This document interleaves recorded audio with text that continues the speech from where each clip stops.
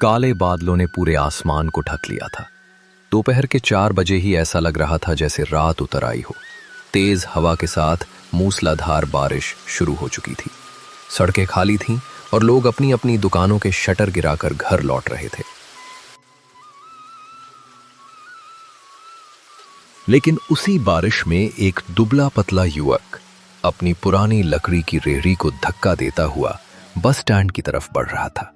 उसका नाम था मोहन। मोहन हर शाम गर्मा गर्म समोसे बेचकर अपने बूढ़े पिता और छोटी बहन का पेट पालता था। घर की हालत इतनी खराब थी कि छत टपकती थी और कई बार रात भर बर्तन रखकर पानी रोकना पड़ता था। घर से निकलते समय उसकी बहन राधा ने कहा था, भैया आज इतनी बारिश में कौन समोसे खरीदेगा, मत जाओ।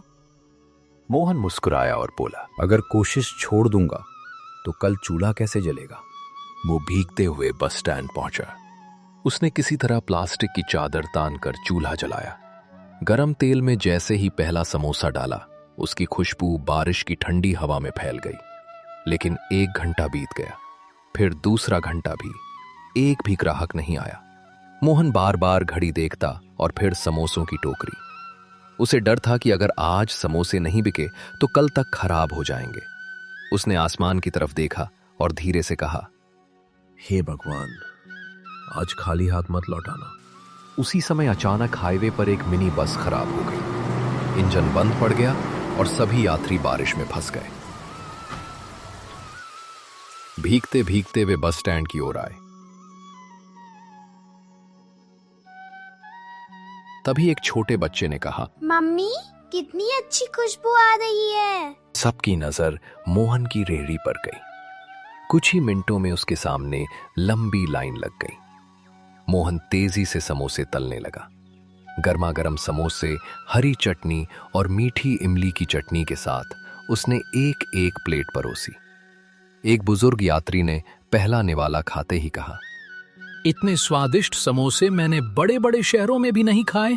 बारिश रुकते रुकते मोहन का एक भी समोसा नहीं बचा। वो खुशी खुशी घर लौटा और पहली बार कई दिनों बाद घर में भरपेट खाना बना।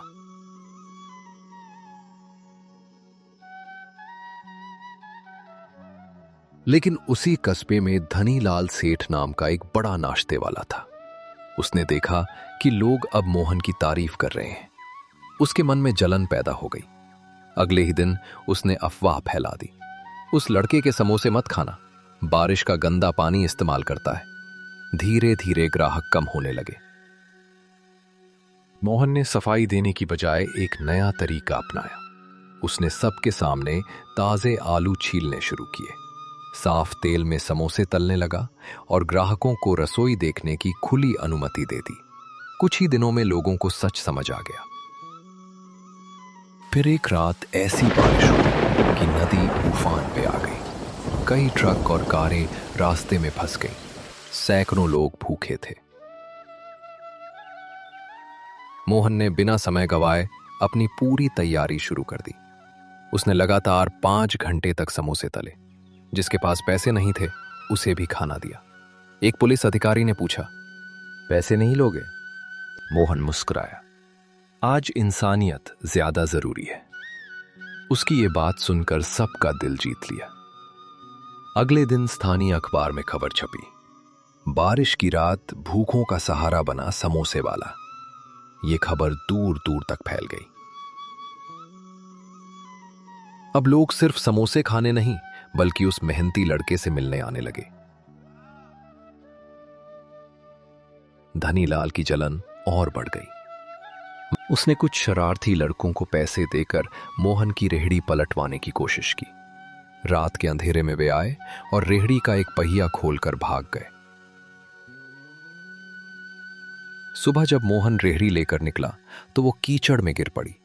सारे समोसे मिट्टी में मिल गए। मोहन की आंखों में आंसू आ गए। लेकिन तभी आसपास के दुकानदार मदद के लिए आगे आए। किसी ने आलू दिए, किसी ने आटा, किसी ने तेल, तो किसी ने नया पहिया लगाकर रेहड़ी ठीक कर दी। मोहन ने पहली बार महसूस किया कि सच्ची मेहनत कभी अकेली नहीं रहती। कुछ महीनों बाद एक समाज सेवी संस्था ने उसकी ईमानदारी देखकर बस स्टैंड के पास एक छोटी सी पक्की दुकान बनवा दी।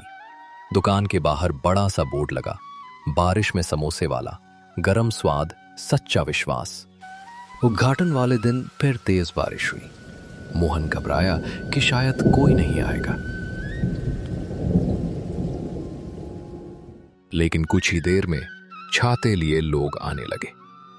फिर बाइक वाले, फिर ट्रक ड्राइवर, फिर परिवार। देखते ही देखते दुकान भर गई।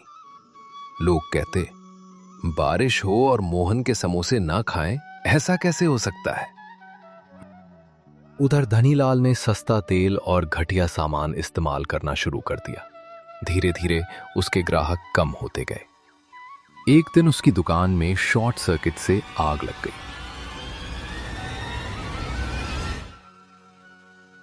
सबसे पहले बाल्टी लेकर दौड़ने वाला व्यक्ति कोई और नहीं बल्कि मोहन था। उसने आग बुझाने में मदद की और धनीलाल की जान बचाई। धनीलाल शर्मिंदा होकर बोला, मैंने तुम्हारा बुरा चाहा, फिर भी तुम मेरी मदद करने आए। मोहन मुस्कुराया। बारिश जब बरसती है तो अमीर गरीब में फर्क नहीं करती। इंसान को भी ऐसा ही होना चाहिए। सालों बाद वही छोटा समोसे वाला शहर का मशहूर नाम बन गया। लेकिन पहली बारिश होते ही वो आज भी अपनी पुरानी रेहड़ी साफ करता, पहला समोसा खुद तलता और आसमान की ओर देखकर मुस्कुरा देता, क्योंकि उसे पता था जिंदगी की सबसे बड़ी खुशियां अक्सर सबसे कठिन बरसाती दिनों के बाद ही आती हैं।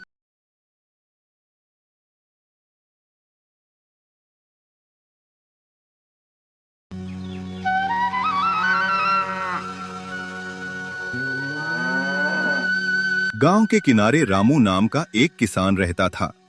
वह मेहनती था, समय पर हल चलाता, बीज बोता और अपने खेत को अपने बच्चे जैसा संभालता था।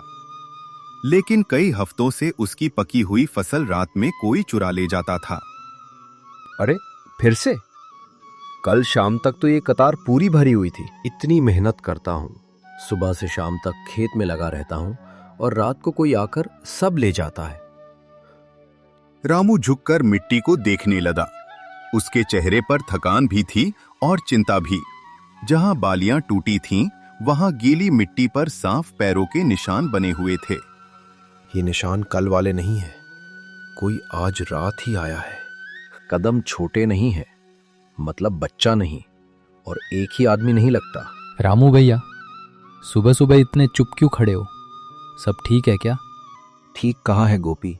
देखो, फिर फसल कम हो गई, कोई रात में काट कर ले गया। हाय राम, ये तो बहुत बुरा हुआ। तुमने किसी को बताया? किससे कहूं? सबको बस अफसोस होता है, पर चोर हाथ नहीं आता। निशान तो साफ दिख रहे हैं, लगता है चोर रास्ता पहचानता है।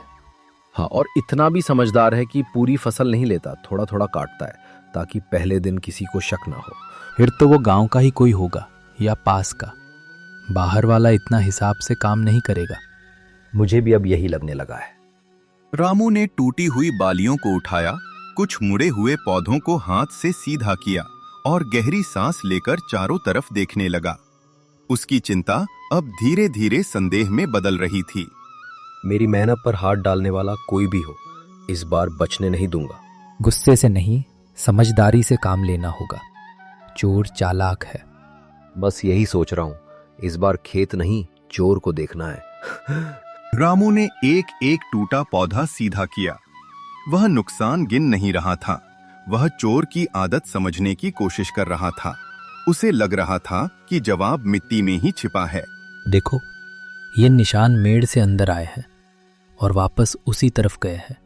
हाँ, लेकिन जाते समय बोझ ज्यादा था, पीछे की एड़ी गहरी धसी है। तुम्हारी नजर तो चौकीदार से भी तेज है। जब अपनी रोटी का सवाल हो तो मिट्टी भी बोलती सुनाई देती है। रामू, मैं तुम्हारे लिए छाछ लाई हूँ। सुबह से कुछ खाया भी है या नहीं? अभी मन नहीं है सीता, पहले ये देखो, फिर रात में कोई फसल काट कर ले गया। हे भगवान, हर बार यही हो रहा है। अब तो घर का हिसाब भी बिगड़ने लगा है। भाभी, इस बार निशान साफ है, कुछ न कुछ पता जरूर चलेगा। बस ध्यान से करना। सामने वाला अगर चोरी कर सकता है तो झूठ भी बोल सकता है। सीता ने घड़े से पानी डालकर रामू के हाथ धुलवाए। रामू फिर नीचे बैठा और मिट्टी में उंगली से निशानों की दिशा बनाकर सोचने लगा कि चोर कब आता है, कहां से आता है और कितना समय रुकता है। देखो, यहाँ पौधे ज्यादा टूटे हैं, मतलब चोर जल्दी में था। या फिर उसे डर लगा होगा कि कोई जाग गया है। पिछली रात कुत्ता भी भौंका था, तब मुझे लगा कोई जानवर होगा। नहीं, जानवर ऐसे सीधी कतार में कटाई नहीं करता, ये हाथ का काम है। तो बात साफ है, कोई देख समझ कर आ रहा है। और उसे पता है कि मैं थक कर जल्दी सो जाता हूँ। फिर आज रात तुम अकेले मत रहना। अकेला नहीं रहूंगा, पर शोर भी नहीं करूंगा। पहले उसे भरोसा दिलाना होगा कि रास्ता साफ है। अच्छा, तो तुम्हारे दिमाग में कुछ चल रहा है? अभी बस धागे जुड़ रहे हैं, पूरी गांठ शाम तक बनेगी। दोपहर तक खबर फैल चुकी थी कि रामू के खेत से फिर फसल गई है। गांव में सहानुभूति थी, पर साथ ही धीमी फुसफुसाहट भी। रामू ने तय किया कि वह लोगों की बातें भी ध्यान से सुनेगा। रामू, सुना है फिर नुकसान हुआ? बहुत बुरा हुआ भाई। हाँ, हुआ तो है, पर इस बार चोर कुछ छोड़ गया है। क्या? अपनी चाल मिट्टी में। अरे निशान देखकर क्या होगा? रात की हवा बहुत कुछ बिगाड़ देती है। हवा पौधे झुका सकती है लाला जी, लेकिन कटाई नहीं कर सकती। बात तो सही है। तुमने चौकी रखने का सोचा? सोचा है, मगर चोर को पकड़ना है, भगाना नहीं। जो भी हो, सावधानी रखना। ऐसे लोग अंधेरे में कुछ भी कर सकते हैं। रामू ने सबके चेहरे देखे। किसी के शब्दों से ज्यादा वह उनके ठहराव, उनकी नजर और उनके सवालों को परख रहा था। उसे अभी किसी पर यकीन नहीं था, पर किसी को पूरी तरह निर्दोष भी नहीं मान रहा था। अगर कहो तो मैं रात को साथ बैठ जाऊं? नहीं, अभी नहीं। ज्यादा लोग होंगे तो चोर आएगा ही नहीं। तो फिर? बस इतना समझ लो, आज रात खेत खाली नहीं रहेगा। तुम्हारी आवाज सुनकर लग रहा है तुमने मन बना लिया है। हाँ, अब डरने से नुकसान ही होगा। सोचकर चलूंगा तो शायद रास्ता मिल जाए। चबूतरे से उठते हुए रामू ने आसमान की तरफ देखा। सूरज तेज था, लेकिन उसके मन में शाम की प्रतीक्षा और भी तेज हो चुकी थी। उसी शाम उसे अपनी चाल बिछानी थी। घर लौटकर रामू ने रोजमर्रा की चीजों को नए नजरिए से देखा। रस्सी, सूखी टहनियां, खाली घड़े, पुरानी घंटियां। उसे लगा चोर को पकड़ने के लिए बड़े हथियार नहीं, सही तरकीब चाहिए। अब बताओ भी, मन में क्या चल रहा है? सुबह से तुम्हारी आंखें कुछ और ही सोच रही हैं। मैं चाहता हूं कि चोर खुद अपने कदमों से अपना राज खोल दे।